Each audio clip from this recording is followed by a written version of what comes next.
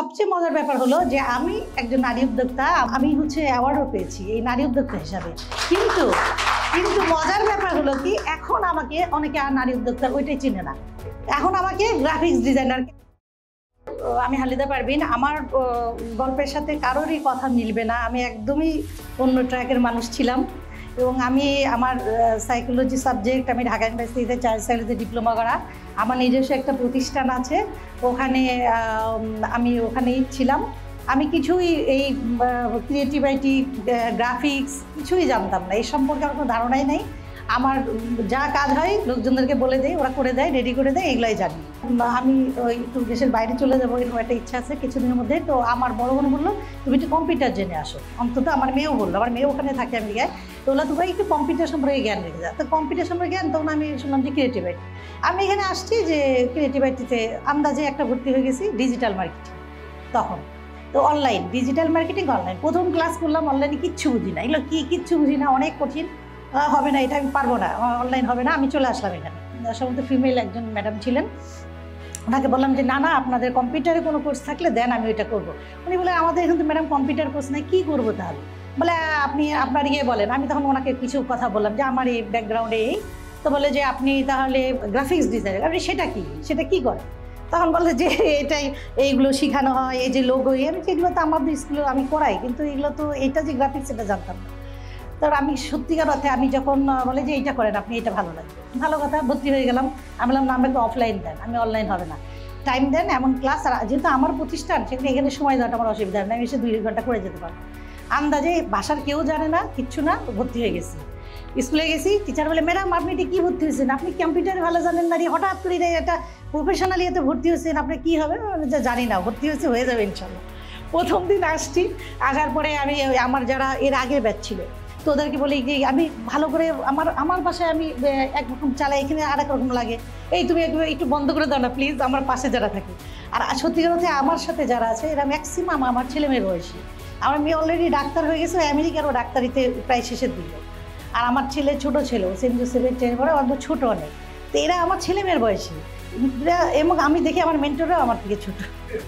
তো এই অবস্থা আমার। আমি তারপরে আমি দেখলাম না, এখানে আমার লজ্জা পেলে হবে না, আমার কোনো কিছু আমাকে এটা ওভারকাম করতেই হবে, আমার এগুলো কোনো কিচ্ছু নাই।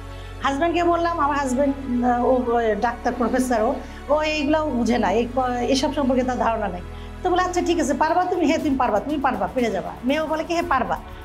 আসলাম, তারপরে প্রথমে কিছুদিন 2 মাস ক্লাস করলাম। প্রথম অত্যন্ত কঠিন লাগছে, প্রথমে পারি না, 2 মাস কিছুই না, কোনো রকম করে কোটাকাটি করে তারপরে চলে গেছি আমেরিকায়। 2 মাস ছিলাম, হোল্ড করে চলে গেলাম।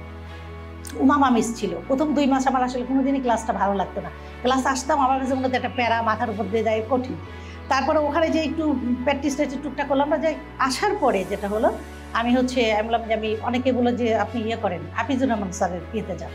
তারপর আমি স্যারের এখানে আসলাম, আলহামদুলিল্লাহ।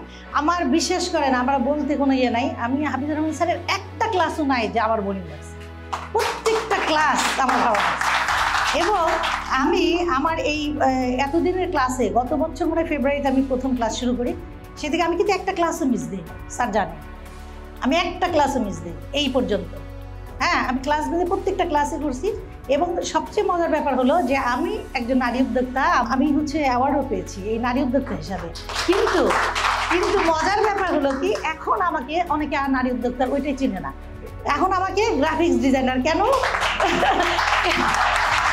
সবচেয়ে মজার ব্যাপার হলো কি, আমি আমাদের ডেল্টা ফার্মেসিতে আমাদের শেয়ার আছে ওখানে, তো ওখানে আমি গেছিলাম। তো ওখানে আমি কথা বলতে আমি আমার মোবাইলে ভাবিদের দেখাচ্ছি। তো একটা ভাবি দেখে, ভাবি আপনি এগুলো জানেন? আমি হ্যাঁ, আমি তো এগুলো, আমার হাজব্যান্ড হ্যাঁ ও তো এটা শিখছে, তো এটাই আপনি আমার এখানে জয়েন করেন। আমি ওমেন্স ফাউন্ডেশনের এখনো গ্রাফিক্স ডিজাইনার, এখন এই অবস্থা। আচ্ছা, আমার স্কুল আগে উঠেছে, ম্যাডামরা বলে ম্যাডাম আপনি তো আমাদেরকে ভুলে গেছেন, 15 দিন আসেন না, 10 দিন আসেন না।